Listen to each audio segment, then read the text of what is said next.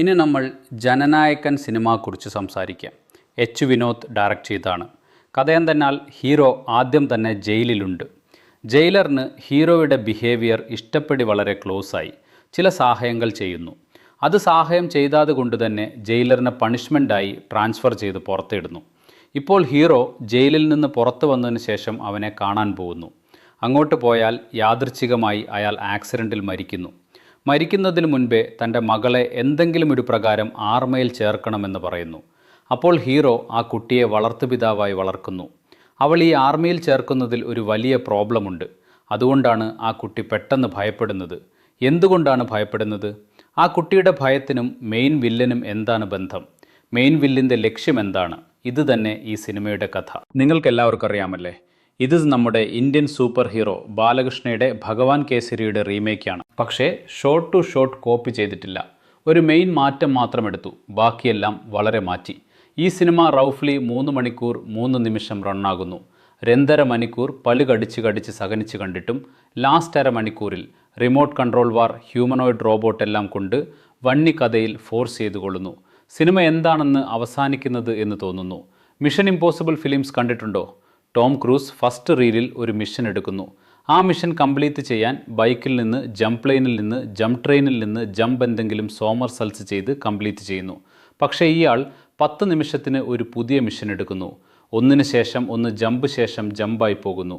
Tom cruise തൻ്റെ ജീവിത റിസ്ക്കാക്കി mission complete ചെയ്യുന്നു. ഇയാൾ നമ്മുടെ ജീവിതം റിസ്ക്കാക്കി ആ മിഷൻസ് എല്ലാം കംപ്ലീറ്റ് ചെയ്യുന്നു.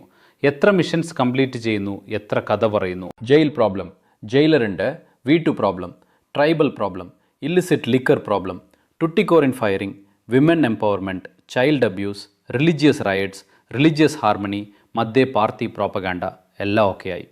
പിന്നെ RC വാർ, പിന്നെ ഹ്യൂമൻ വേഴ്സസ് റോബോട്ട് ഫൈറ്റ്, പിന്നെ തമിഴ് സിനിമ ലാ പ്രകാരം ഓരോ സിനിമയിലും ഹീറോയിൻ ഉണ്ടാവേണം എന്ന് വേസ്റ്റ് ലഗേജ്, ഹീറോയിൻ ഹീറോ ചുമ്മാനം നടക്കുന്നു.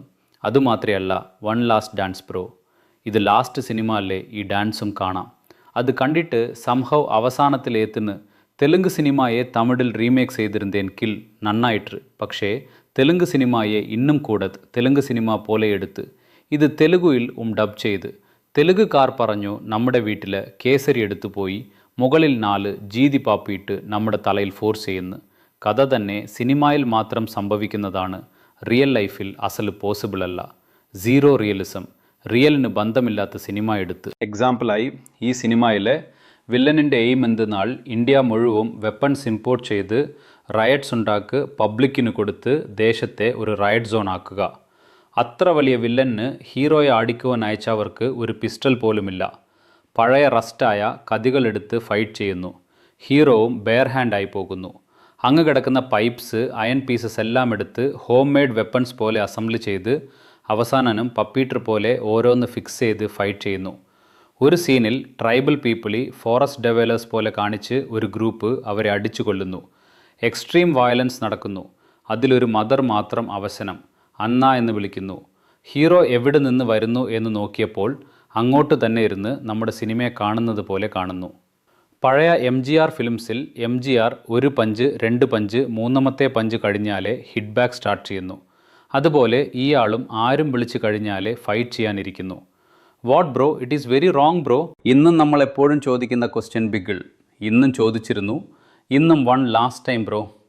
ഹീറോ സിനിമയിൽ ഭക്ഷണത്തിന് എന്ത് ചെയ്യുന്നു? അയാളൊരു ഇൻസ്പെക്ടറായിരുന്നു.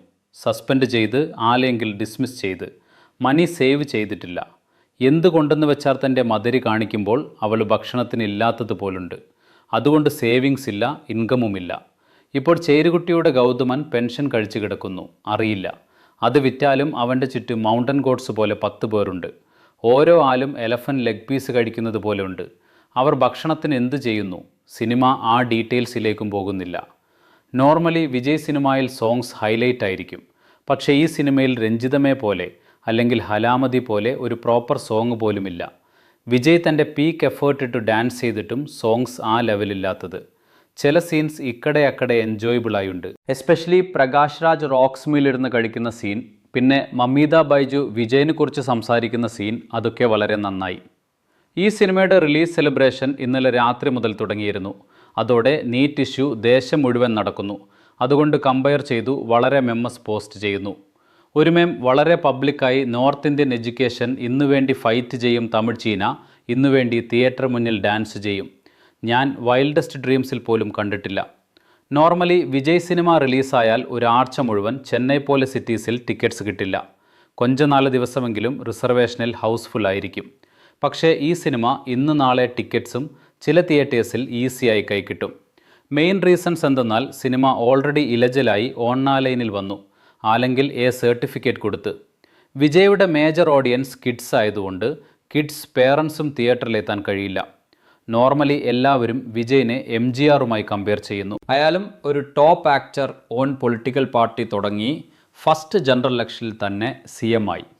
ഇരുവരിലും ഈ ഒരു സിമിലാരിറ്റി ഉണ്ട്. അത് മതിയല്ല, CM ആയി 6 മാസം കഴിഞ്ഞു ആൻഡ് ലാസ്റ്റ് സിനിമ റിലീസായി മധുരയെ മീറ്റ സുന്ദരപ്പെണ്ണിൻ. എൻ്റെ ഗ്രാൻഡ് ഫായുടെ സ്റ്റോറീസിൽ നിന്ന് വളരെ നന്നായി ഓർമ്മ ഉണ്ട്. അപ്പോൾ ഓരോ തിയേറ്ററിൽ ഒരു 2 കിലോമീറ്റർ ക്യൂ ഉണ്ടായിരുന്നു എന്ന് പറയുന്നു. എന്തുകൊണ്ടെന്ന് വെച്ചാൽ അപ്പോൾ അഡ്വാൻസ് ബുക്കിംഗ് കോൺസെപ്റ്റ് ഇല്ലായിരുന്നു. കറണ്ട് ബുക്കിങ്ങിൽ തന്നെ ബുക്ക് ചെയ്യണം. 1 കിലോമീറ്റർ ക്യൂ. അത്ര പ്രഷർ, അത്ര ഓപ്പണിംഗ് ഉണ്ടായിരുന്നു എന്ന് പറയുന്നു.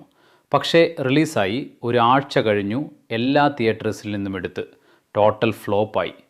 6 മാസം മുൻപേ നിങ്ങൾക്ക് വേണ്ടി ദേശം മുഴുവൻ വിശ്വാസിച്ചു കൊടുത്ത് അതിന് 3 മണിക്കൂർ ജീവൻ പോലും കൊടുക്കാൻ കഴിയില്ല എന്ന് പറഞ്ഞ് ആ ഏജുകാർ സിംപ്ലി തിയേറ്ററിലെത്തിയില്ല, ദൂരിരുന്നു.